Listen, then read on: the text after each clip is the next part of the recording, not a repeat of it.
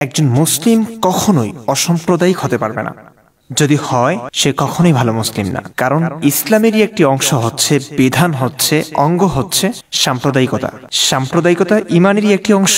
আপনি যদি ভালো মুসলিম হতে চান, আপনি যদি রাসূলুল্লাহ সাল্লাল্লাহু আলাইহি ওয়াসাল্লামের প্রতিটি কথাকে, প্রতিটি সুন্নাহকে মেনে চলতে চান, আপনাকে অবশ্যই একজন সাম্প্রদায়িক মুসলিম হতে হবে, একজন সাম্প্রদায়িক মানুষ হতে হবে। আল্লাহ রাসূল সাল্লাল্লাহু আলাইহি ওয়াসাল্লাম ছিলেন অত্যন্ত সাম্প্রদায়িক একজন মানুষ।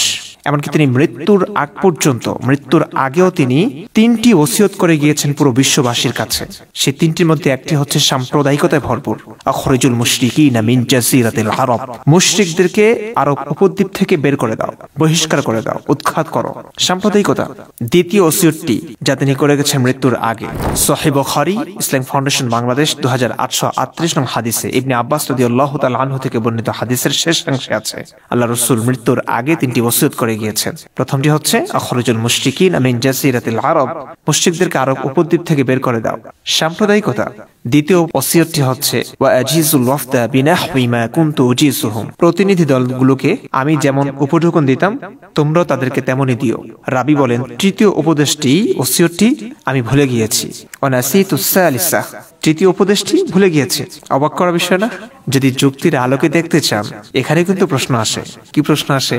মহাবিশ্বের মহাস্রষ্টা, মহাজান্তা, আল্লাহর প্রেরিত পুরুষ, তার জীবনের অন্তিম মুহূর্তের শেষ 3টি ওসিয়ত, তার মধ্যে একটি নেই, আমাদের কাছে সংরক্ষিত নেই। কারণ যার কাছে আল্লাহ রাসূল সাল্লাল্লাহু আলাইহি ওয়াসাল্লাম উপদেশ শুনিয়েছিলেন তিনি ভুলে গিয়েছেন। পুরো বিশ্ববাসী রাসূলের অন্তিম মুহূর্তের শেষ 3টা ওসিয়তের একটি জানতে পারছে না। অথচ আমাদের এই যুগে এটি অসম্ভব।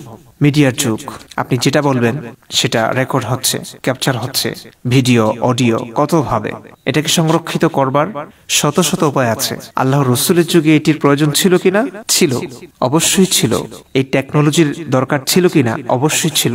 টেপ রেকর্ডারের দরকার ছিল কিনা? অবশ্যই ছিল। ক্যামেরার দরকার ছিল কিনা? অবশ্যই ছিল। অন্তত অডিওগুলো রেকর্ড করবার মতো একটা প্রযুক্তির দরকার তো অবশ্যই ছিল। নইলে এত কোরআনের আয়াত হারিয়ে যেত না। আল্লাহর রাসূলের জীবনের শেষ বাণী কয়েকটা, 3টা মাত্র, এর মধ্যে একটা হারিয়ে যেত না। আমরা এখনো শুনতে পেতাম আল্লাহর রাসূলের কণ্ঠস্বর, আমাদের কাছে সংরক্ষিত থাকতো। কিন্তু মহাবিশ্বের মহাস্রষ্টা, মহাজান্তা আল্লাহ তাআলা, যিনি কোরআনে বারবার বলেছেন ইন্নাল্লাহা আলিমুন খবীর, আল্লাহ সবকিছু জানেন, সবকিছুর খবরাখবর রাখেন, মহাজ্ঞানী তিনি আল্লাহর রাসূলকে, সাহাবায়ে কেরামকে কিভাবে কথাগুলো রেকর্ড করতে হয়, কিভাবে প্রযুক্তি উন্নয়ন করতে হয় একটু শিখিয়ে দিতে পারলেন না? শিখাতে পারলেন না? এই যে আমরা এখন যে মাইক ব্যবহার করছি, যে ভিডিও হচ্ছে ক্যামেরাতে, এই সব কিছুই হচ্ছে ইহুদি খ্রিস্টানদের আবিষ্কার, ইহুদি খ্রিস্টানদের ফল, আবিষ্কারের ফল। আমরা সেগুলো ইসলামের জন্য ব্যবহার করছি। আমরা তাদেরই, যাদেরকে আমরা ঘৃণা করছি, যে ইহুদি খ্রিস্টানদেরকে রাস্তায় দেখলে আল্লাহ রাসূল বলেছেন তাদেরকে রাস্তার কিনারায় ঠেলে দাও। যে মুশরিকদেরকে বলা হয়েছে আরব উপদ্বীপ থেকে বের করে দাও, সেই ইহুদি, খ্রিস্টান, মুশরিক, নন মুসলিমদের আবিষ্কৃত বস্তু দিয়ে, আবিষ্কৃত যন্ত্রপাতি আমরা ব্যবহার করে ইসলামের প্রচার করছি। লজ্জা হয় না? তারাই সবকিছু জানলো, সবকিছু আবিষ্কার করে ফেললো, অথচ 1450 বছর আগে এটার খুব প্রয়োজন ছিল। কই? আল্লাহ তো শিখিয়ে দিলেন না নবীকে। যারা যৌক্তিক সমালোচনা করে তাদেরকে আমি পছন্দ করি। নাস্তিকরা বলে যে মহাবিশ্বের মহাস্রষ্টার সঙ্গে নবীর কোনো কানেকশন ছিল না। থাকলে সারা জীবন মারপিট করে, কাফেরদেরকে মেরে হত্যা করে, তাদের ধন সম্পদ লুট করা, তাদের মা বোন নাবালেগ শিশুদেরকে বন্দী করে এনে অমানবিক নির্যাতন করা, তাদেরকে ব্যবহার করা স্ত্রীর মতো, এসব না করে অন্তত কিছু প্রযুক্তি শিখতেন, জ্ঞান বিজ্ঞান নিয়ে চর্চা করতেন। তাদের জীবনটা কেটেছে রক্তারক্তির মাধ্যমেই। তাদের কথাগুলো কিন্তু একদম খেলনা নয়। আমাদেরকে একটু হলেও ভাবায় কথাগুলো। মনে সংশয় অবশ্যই দেখা দেয়, কিন্তু সংশয় দেখা দিতে হবে। সংশয় এমনিতে দেখা দেয় না। যে বেশি জানে, যে বোঝে, যে পড়ে, যে গভীরে পৌঁছয়, তার মনেই সংশয় দেখা দেয়, দিবেই।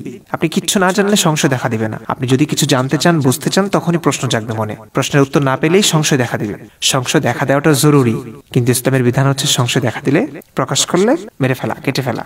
এখন যে কথাটা বলছিলাম, আল্লাহর রাসূলের জীবনের শেষ মুহূর্তের 3টি কথার মধ্যে একটি কথা, রাবি বলেন ওয়ানাসিতুস সালিসা, তৃতীয় উপদেশটি, ওসিয়তটি আমি ভুলে গিয়েছি। তার মানে আমরা সেটা জানতে পারলাম না। যদি অন্যান্য হাদিসে আছে কিনা, আবার মনে পড়েছে কিনা, সে আলাদা কথা। তবে এরকম অনেক ব্যাপারই আছে সাহাবায়ে কেরাম ভুলে গেছেন। কোরআনের আয়াত ভুলে গেছে, কোরআনের আয়াত হারিয়ে গেছে, সংরক্ষণ করা যায়নি। বহু আছে, এমন প্রমাণ আছে, ইতিহাসে আছে। এগুলো একটা মানুষের মনে তো সংশয় জাগাবেই। প্রথম কথাটা আখরিজুল মুশরিকিনা মিন জাসিরাতিল আরব, যেটা যেটা বলতে চাচ্ছিলাম, যেটা আমার আলোচ্য বিষয় ছিল, ইসলামে অবশ্যই সাম্প্রদায়িকতা আছে, কিন্তু আমাদের সমাজের আলেমরা, মিজানুর রহমান আজহারিরা, শেখ আহমদুল্লাহরা, ডাক্তার জাকির নায়েকরা, যারা ধর্মের কথা বলে মানুষের কাছে অনেক জনপ্রিয় হয়ে উঠেছেন, যাদের পরিধি এখন বিশ্বব্যাপী, নন মুসলিমরা তাদেরকে ভালোবাসেন ইসলাম প্রচারের জন্য, তারা কিন্তু জনসমক্ষে এই কথাগুলো বলবেন না। হাদিসের এই বাণীগুলো তারা খুব একটা প্রকাশ করেন না, একসময় করলে এখন করেন না, কারণ নন মুসলিমদের সঙ্গে তাদের দেখা সাক্ষাৎ করতে হয়, খেতে হয়, বসবাস করতে হয়। এখন যদি তিনি বলেন আল্লাহ রাসূলের হাদিসগুলো শুনান, লা তুসাহিব ইল্লা মুমিনান, মুমিন ছাড়া অন্য কারো সঙ্গী হয় না, অন্য কাউকে সঙ্গী বানিও না, এই হাদিসগুলো যদি শুনান যে ইহুদি খ্রিস্টানদেরকে রাস্তায় দেখলে তাদেরকে কিনারা ঠেলে দাও, এগুলো শুনলে নন মুসলিমরা মুসলিমদেরকে ভালোবাসা তো দূরের কথা, তাদেরকে মানুষের কাতারেই রাখবে না। এজন্য মিজানুর রহমান আজহারিরা এই হাদিসগুলোকে পাশ কাটিয়ে চলে যায়, বরং এমন কিছু শোনায় যাতে তাদের জনপ্রিয়তা বৃদ্ধি পায়, ইসলামকে বিকৃত করে তারা মানুষের কাছে পৌঁছায়। আপনি চিন্তা করুন, আল্লাহ রাসূলের এই কথাগুলো তারা বলতে, মানুষের কাছে নির্দ্বিধায় বলতে, প্রকাশ করতে, প্রচার করতে, প্রসার করতে লজ্জা পায় কেন? ইসলাম কি আপনার কাছেই অযৌক্তিক, বর্বর? ইসলাম কি আপনার কাছেই সাম্প্রদায়িক? সেটি প্রকাশ করতে আপনি লজ্জা পাচ্ছেন, ভয় পাচ্ছেন, জনপ্রিয়তা হারাবার ভয়? তাহলে আপনাদেরকে কিছু মানুষ বলছে ধর্ম ব্যবসায়ী, সেই কথা তো ঠিক হয়ে গেল, কথা বোঝেন নাই। ধর্ম ব্যবসায়ী তো এটা।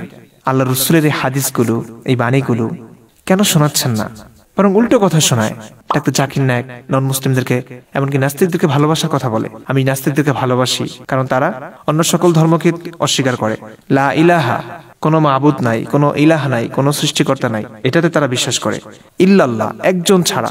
আমার কাজ হচ্ছে ওই ইল্লাল্লাহর শব্দটুকুকে তাদেরকে বোঝানো, তাই নাস্তিকদেরকে ভালোবাসে।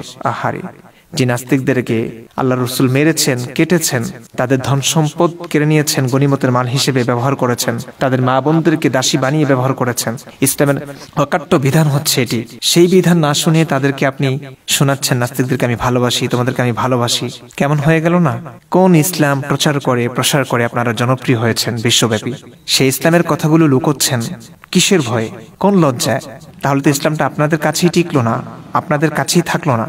তো নাস্তিকরা বললেই দোষ, নাস্তিকরা বললেই তাদের মাথা উড়িয়ে দিবেন, কেটে ফেলবেন, কল্লা উড়িয়ে দিবেন।